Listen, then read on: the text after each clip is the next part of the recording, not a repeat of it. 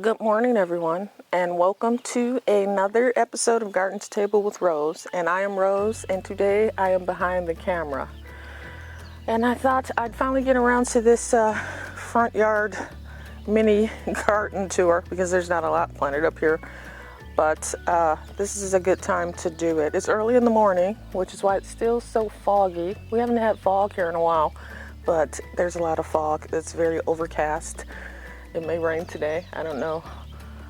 But I have to come out early in order to have some quiet and peace to make my videos. If I wait an hour or so longer, all the neighbors will start coming out, and yeah, then you'll hear them in the background. So we're at the front of the house, and the lawn needs to be mowed. That's on the list for my son to take care of today. So excuse the lawn. It's been raining a lot the last couple of days, so it's grown a lot and it's been too wet to mow. So hopefully it won't rain today and we can do that. All right, so I got a bunch of these little solar flower lights online from Amazon, I believe.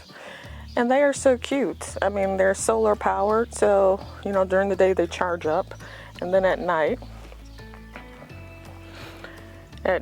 they kind of glow. Some of them change colors and go through kind of a cycle. Some of them are just illuminated, but they're cute. And also I got some little butterfly ones as well, and then there's some more flower ones going down this row. So this bed is looking sad because it needs to be weeded, and as I said, it's been raining a lot. But all the spring bulbs are pretty much done, of course.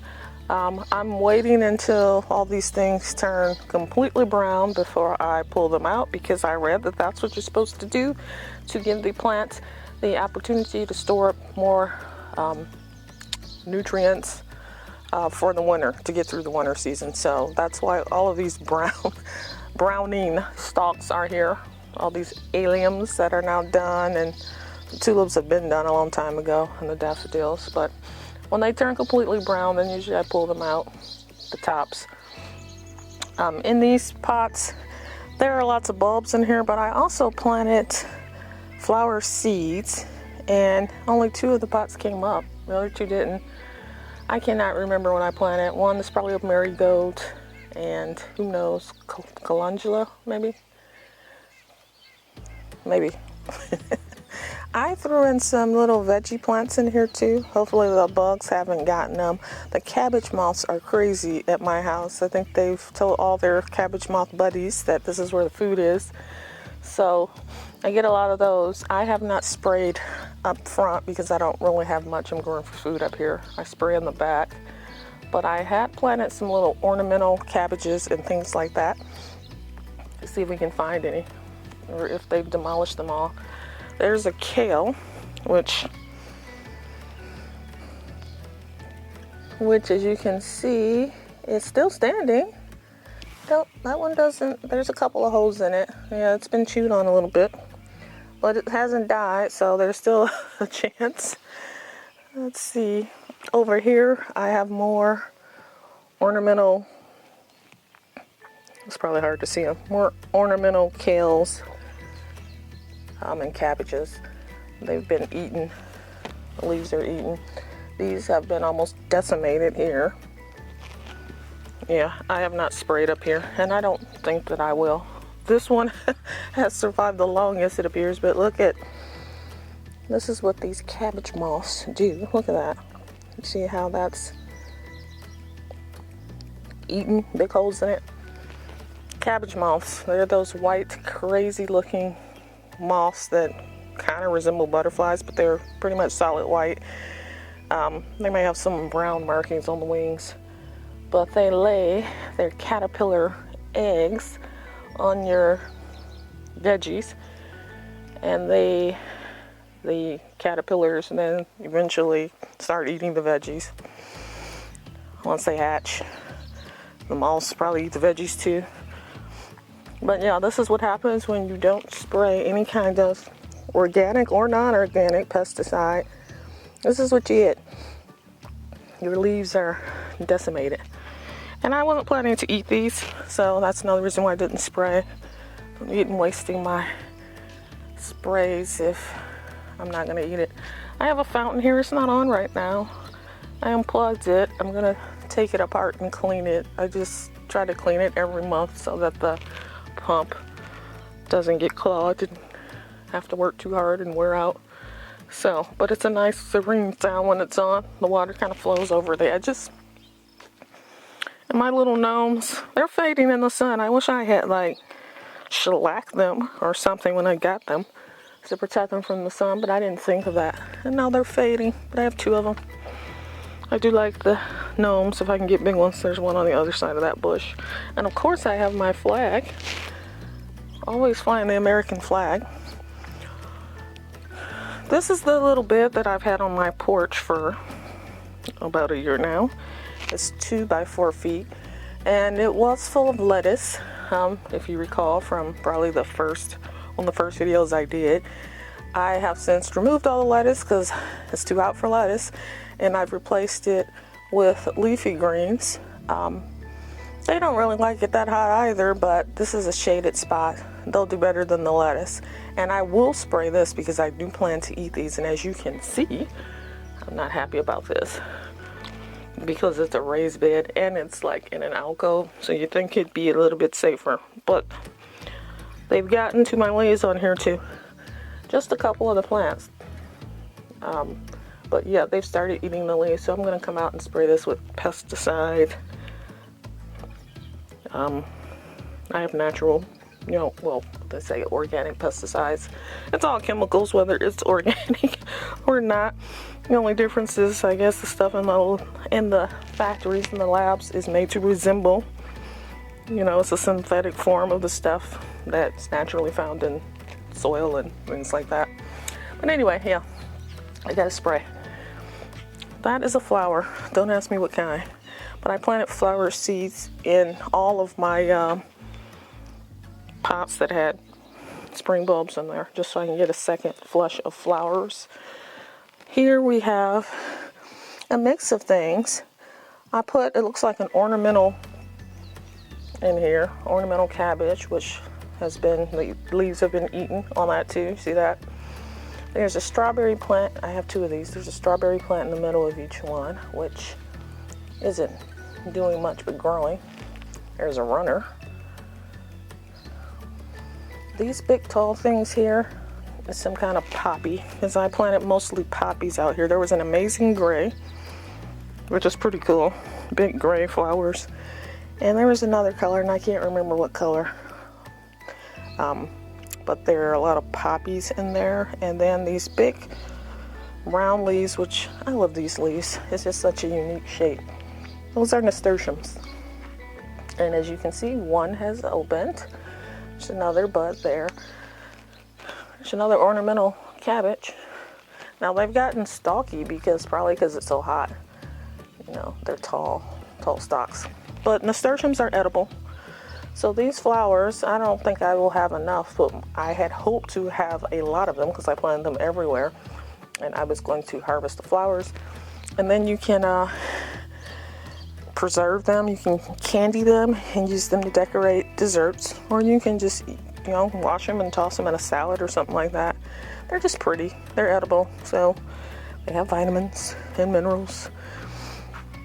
More nasturtiums, another strawberry plant, and ornamental cabbage. I'm sure I planted poppies here too, but it doesn't look like they came up here, unfortunately. The strawberry plant has some flowers though. Yeah, I don't know what happened to the poppies there.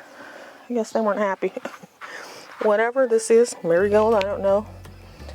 It's about to flower. I can see that. There's a bud in the middle. So that's all that's on the front. I'm going to show you the trees. That's really the only other thing up here. I planted some flowers around this tree. They did not do anything. I think it's because there's too much shade here, so they didn't grow. And then I planted some wildflowers back here. Oh, there's some kind of insect going on here because I see all these little webs. I don't know what insect it is, but I know an insect obviously made that, whatever it is. Yeah, nothing grew that I planted over here. So, you know, you have fails when it comes to gardening. I have all these wild, what do they call them? Mock strawberries, I think they're called. They are spreading everywhere. I have never had these before. I assume a bird came through and left some droppings with seeds in there, because now I have them everywhere. So, and they like to spread. I mean, they're not unattractive, but I don't really want them taking over, so I'm gonna mow those down. But I had planted milkweed here. I wanted it for the butterflies and California poppy, and I intentionally didn't mow this. And this side gets a lot of shade because there's trees, so it doesn't really grow very fast anyway. There's a lot of weeds, obviously, but none of it came up.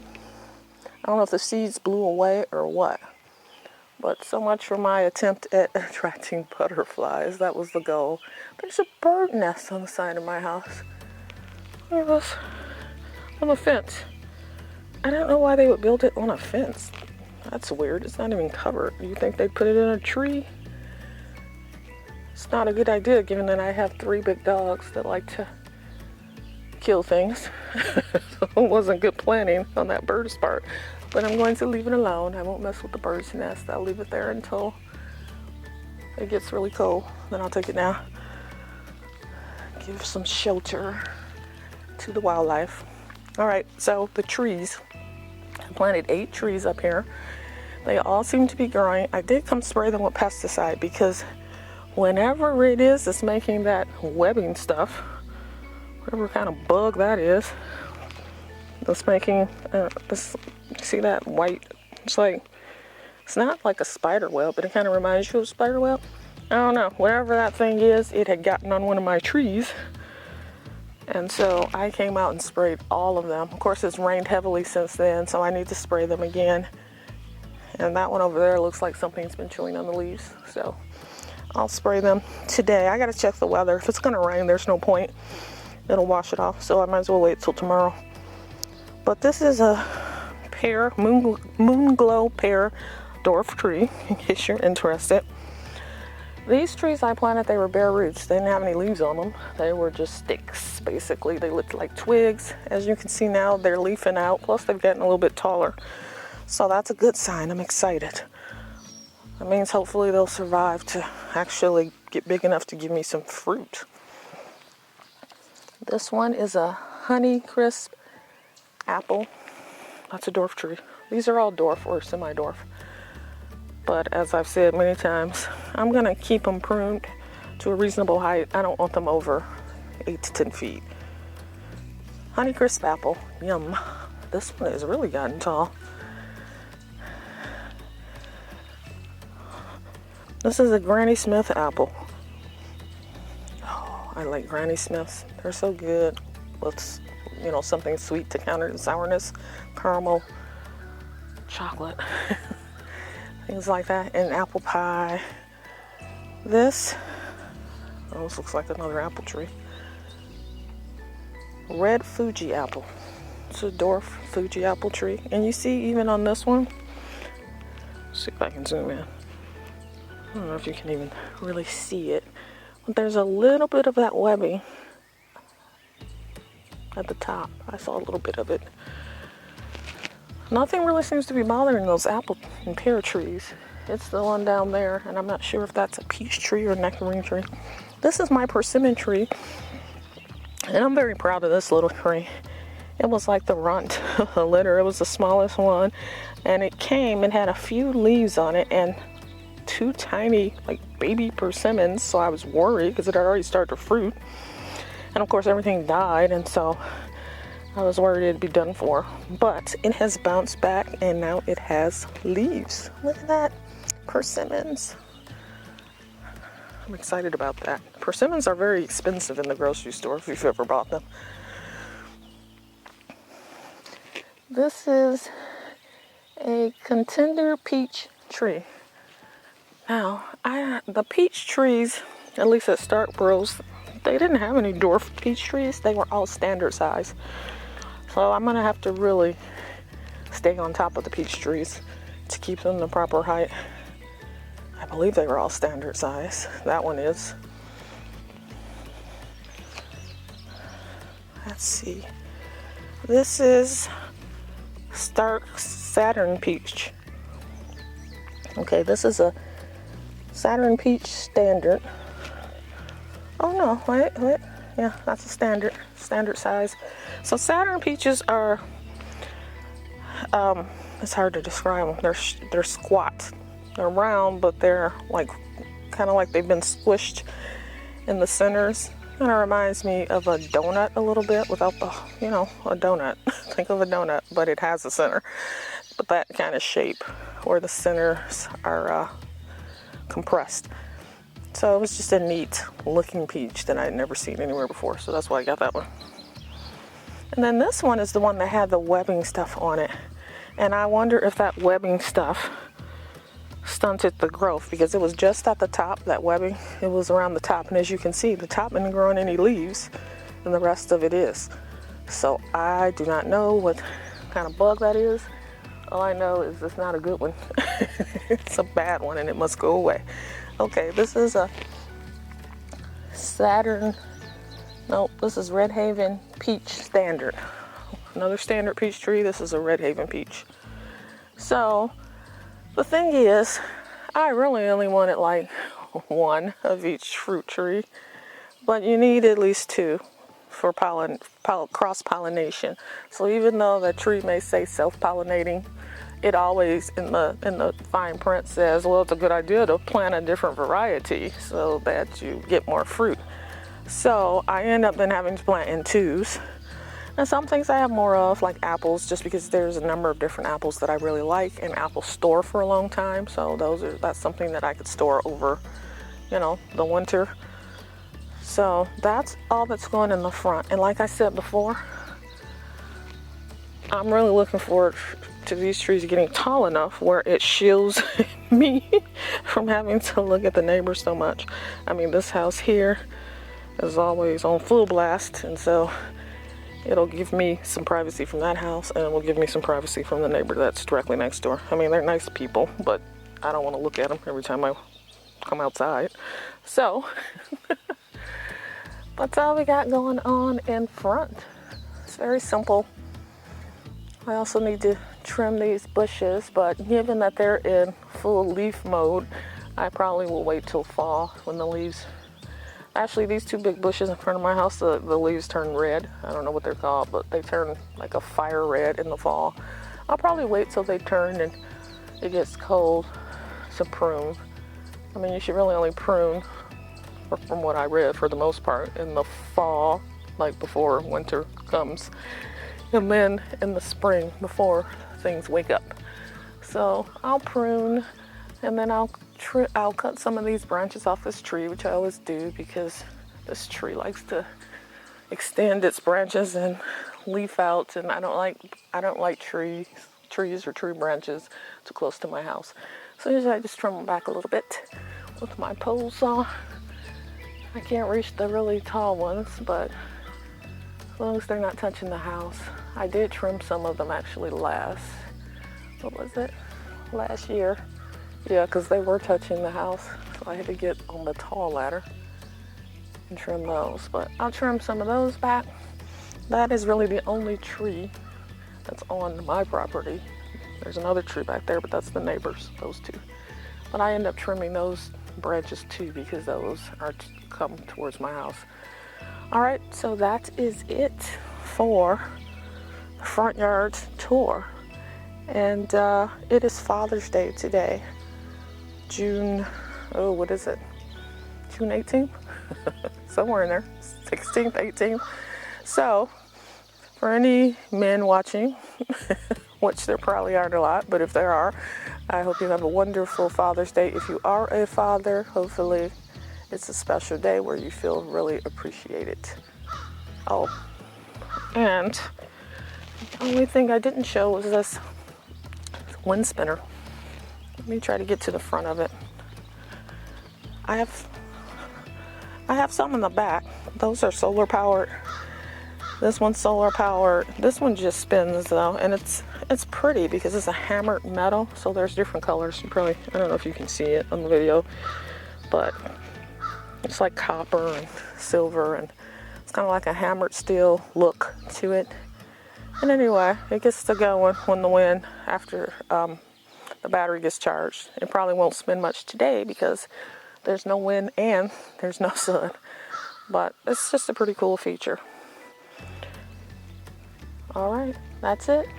Thank you for joining me for this video, and if you haven't already, like the video, subscribe to the channel so that you can get alerts when the new videos are posted, and there should be one every Wednesday. All right, bye-bye.